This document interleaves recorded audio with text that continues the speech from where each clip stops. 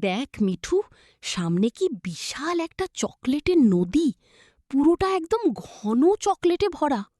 ওরে বাবা, কিন্তু টুনু দাদা, আমরা ওই পারে যাব কি করে? আমাদের তো কোনো নৌকা নেই। ভয় পাস না মিঠু, দেখ ওই ঝোপের আড়ালে কি যেন একটা দেখা যাচ্ছে। আরে, এটা তো একটা বিশাল ওয়েফার বিস্কুট। ওয়াও, এটা তো একদম নৌকার মতো দেখতে। চলো, আমরা এটা দিয়েই নদী পার হই। আমার মিষ্টির রাজ্যে তোমাদের স্বাগতম খুদে বন্ধুরা। আমি এই রাজ্যের রাজা, রসগোল্লা মহারাজ। নমস্কার মহারাজ, আমরা পথ হারিয়ে এখানে চলে এসেছি। আপনার এই দেশ তো ভারী চমৎকার। তোমরা যদি আমাদের এই জাদুর শরবতের ঝর্ণা পার হতে পারো, তবেই তোমরা আসল গুপ্তধনের সন্ধান পাবে।